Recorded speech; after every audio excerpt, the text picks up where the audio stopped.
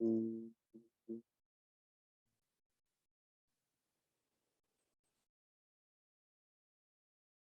Oh.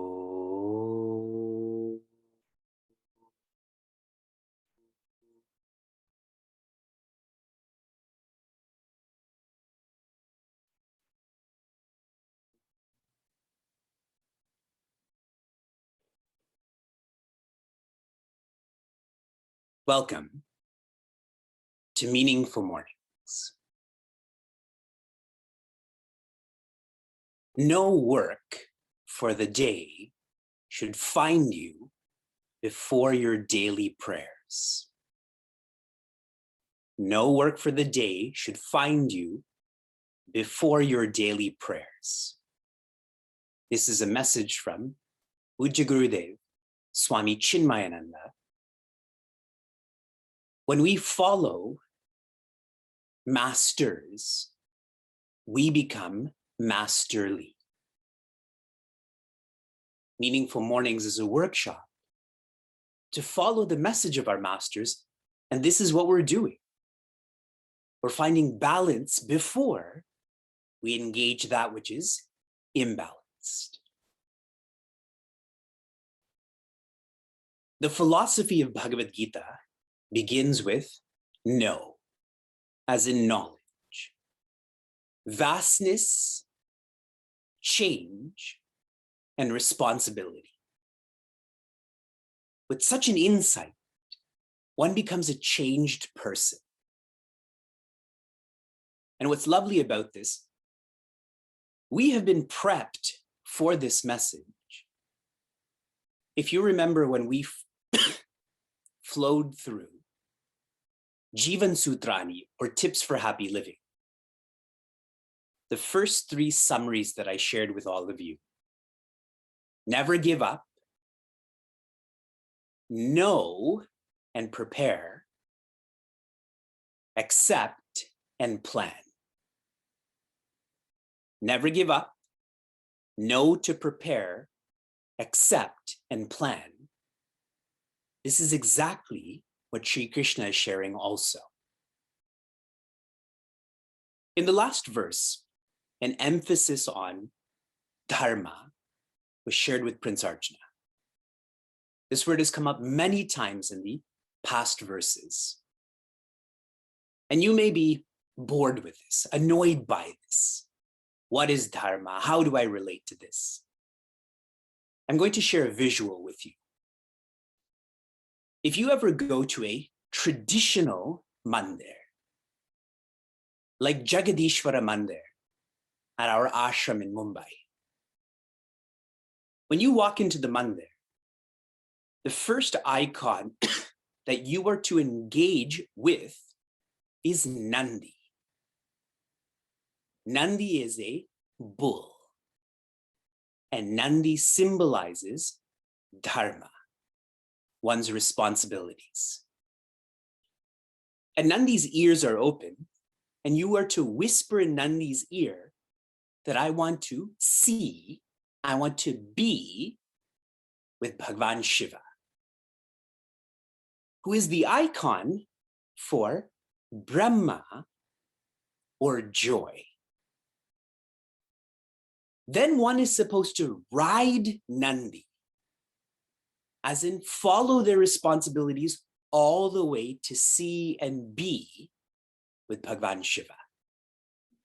And there's never to be a break between Nandi and Bhagwan Shiva. It is only in contemporary mandirs where you find that there's a gap there that you can cross between.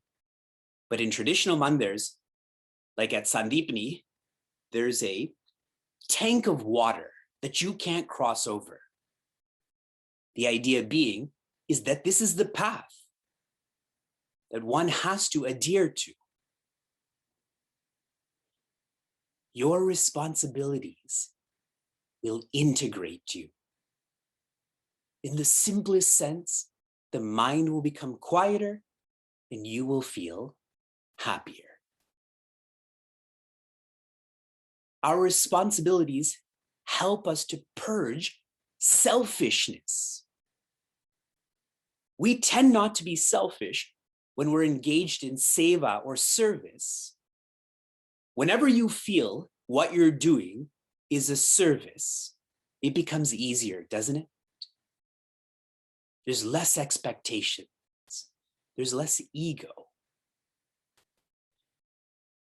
And I hope you're connecting the dots, because Shri Krishna is building up this thought about selflessness and service. What's the next chapter going to focus on? Karma Yoga. We continue with verse 33. This is in comparison to verse 32. Shri Krishna is a master teacher. Ata chetvam imam dharmyam samgramam na karishyasi tata swadharmam kirtim cha hitva papam avapsyasi. Ata chet.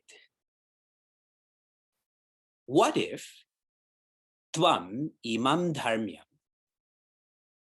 What if you feel that this conflict, that this war is not dharmic, is not your responsibility? So Shri Krishna is presenting the opposite framework, because he senses that Prince Arjuna is still not agreeing that this is his dharma. Personalizing this, our egos make us believe that there are more options in living in life than there actually are. And you will know this if you feel you are an exception. I've repeatedly shared, we should feel exceptional, but if we feel we're an exception, that is the ego that is projecting that this applies to you, but not to me. Yes. In the most simplistic sense, our scriptures teach us that we should engage in japa, or meaningful repetition. Our scriptures guide us to be morning people, correct? But every night person thinks they're an exception. Every person who's too rajasic thinks my name is more important than a divine name. That's like Prince Arjuna thinking, this is not right. Samgramam na karishyasi. If you do not engage, na karishyasi, in this samgrama, in this conflict or war, what's going to happen?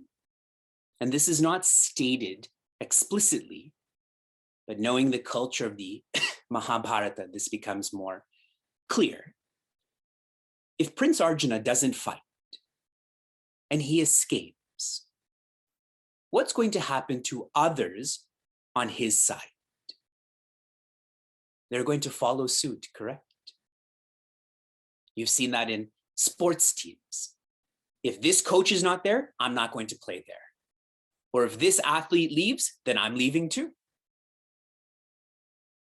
And now, about the Kauravas, those in our devotional course who came to know about this, how vicious they are.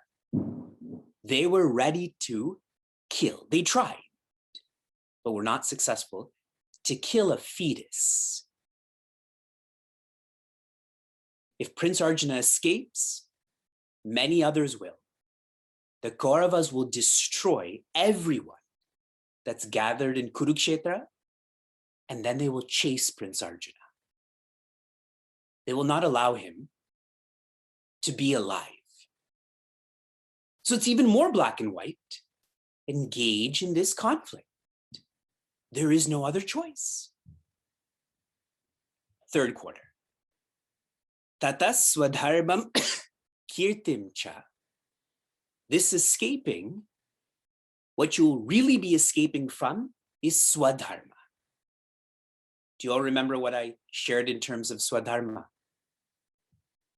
It is the sense of being independent, independently joyous. If you escape, you will never be independently joyous. What an awful choice. What an awful fate to always be dependently joyous. I've never been addicted to any substance, but based on what I've read and see in movies, what an awful experience to be addicted to, let's say, a drug or gambling or alcohol. And how subtly the word kirti is introduced. Kirti can mean popularity or position. Kirti can also mean policy. In other words, how one lives. A similar word is niti. Prince Arjuna is one not to compromise on an ideal. But if he escapes, he will be compromising on this ideal. And for great people, that is the worst experience. For good people, when they do that which is bad, they feel bad. But for those who are great, they don't do that which is bad, but compromising on their ideal, that's what makes them feel bad. And you've yet to experience that, Prince Arjuna. You're amazing. And now you're going to experience that. And remember, he's 85. He has a lot of experience. He should have the wisdom to not indulge this. Hitva, abandoning or escaping, what will you get? Avapsyasi, what you will incur or feel is papa. Papa means sin. And making this more tactile, for one to follow dharma, a aspect, of course, is to know what you're supposed to do, but another aspect is to know what you're not supposed to do. In this verse, imagine this is like a multiple choice test. Shri Krishna is saying, this is not an option. This door is closed. If you follow that which you're not supposed to do, papa has the philosophical base of pati. Pati means to protect. How is it that me escaping will protect? It will protect one's ignorance or protect one's dependence. Dependence on articles, beings, circumstances for joy. We're trying to grow out of dependence, but when we escape, we only protect that, we deepen that. So again and again and again, tasmat uttishta. Stand up. Your responsibilities are your key, your path, not only to what you want, but what you need. From super inspiration to application. Are you all loving Bhagavad Gita? And how we're approaching this so systematically. The worst feeling is when you have to rush through a subjective science. And what's great about Meaningful Mornings is there's no expectations. Correct? We haven't signed a contract. You haven't paid a fee. This relationship, this experience is most pure. Your application from yesterday was to reflect on sukritaihi. Are you living in an evolutionary way? If you are,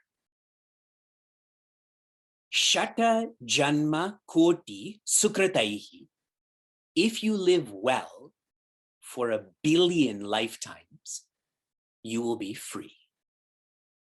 You will be independently joyous.